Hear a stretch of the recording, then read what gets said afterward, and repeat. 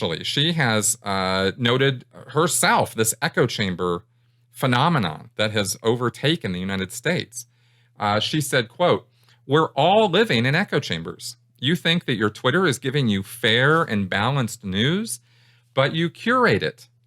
Now, she hosts a show called I Love You, America, and she has gone out of her way. Apparently, this is on Hulu, and this was something she's been doing this show in order to step out of her own echo chamber. And she said, "It's a whole world that you have curated according to your thoughts and beliefs, and we're not seeing what everyone else is seeing. I've learned so much with every interview I've done. I enjoy, at this point in my life, being changed by new information, and I am," Silverman said. "I look at stuff I did years ago, and I don't stand by it. It's horrifying. But that's also the beauty of comedy. It isn't evergreen, and I can't erase stuff that I did. I can only now be changed by it." Well, I would say the same thing. You know, I can't look back at everything that I've ever said on this channel and the 500 plus videos that I've produced and say I stand by every single thing I ever said, because that wouldn't really be very good critical thinking, would it? It wouldn't really show much development on my part if I thought the same way that I thought 5 years ago. If I said the same things now that I was saying 5 years ago, I don't think too many people would be very interested in what I had to say. It's a good thing that we can change our mind. It's a good thing for us to intake new information from sources that might feel at first uncomfortable to us, that might feel antithetical to, our positions, that might feel like they're the enemy. Why would I listen to the enemy? Because there's a lot you can learn from the enemy, and it doesn't mean you have to necessarily agree with everything they say. Maybe they say 10 things, and only 2 of them actually indicate to you as something that would be, oh, maybe he's got a point about that. But those are 2 more things you now know that you didn't know before. And there are 8 other positions that you don't necessarily agree with, but at least you're aware of what the other side is saying and thinking and feeling. And that's helpful to clarify your own points of view.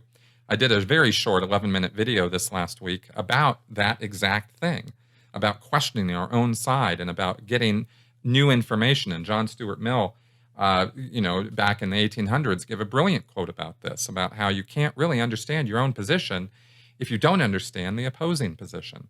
And this I think that is an incredibly important piece of information to have and to think with.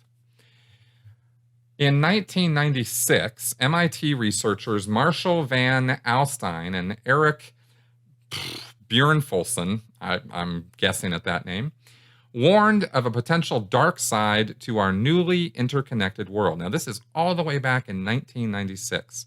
These 2 MIT researchers, these are a couple smart cookies. And they said, quote, "Individuals empowered to screen out material that does not conform to their existing preferences may form virtual cliques." Virtual meaning computer cliques, okay? Not virtual as in almost.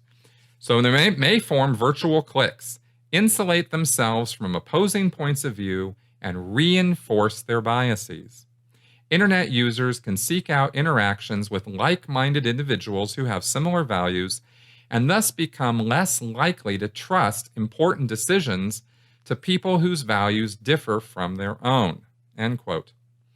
Van Alstyne and Bjornjolfsson dubbed this fracturing of the online community Cyberbalkanization. Ominously, they warned that the loss of shared experiences and values may be harmful to the structure of democratic societies as well as decentralized organizations, end quote. And I agree with that 100%.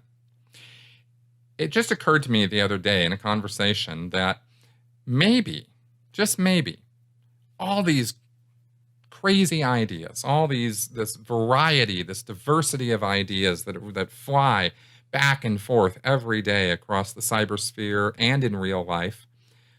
We see it on TV. We see it in when we go to debates or conversations or theater, at theaters or in local libraries even.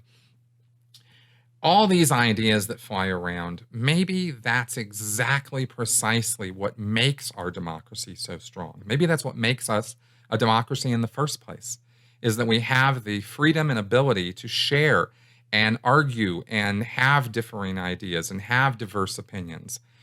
Because the opposite of that is a totalitarian, authoritarian structure where we all have to think and say the same thing.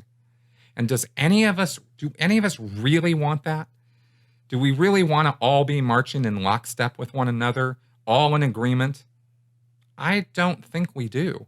If you think about that for a second, it's terrifying. And I don't know that we have enough awareness of what we're doing to ourselves these days in our society. I mean, the Trump situation has only made it, has only exacerbated it, has only shown these polarizations even more strongly. But this has been something that's been developing for many, many years and being warned about, almost 20 years ago by a couple bright MIT folks, amongst many others, I'm sure. So this is actually very important to the entire structure of our society. It actually is that important.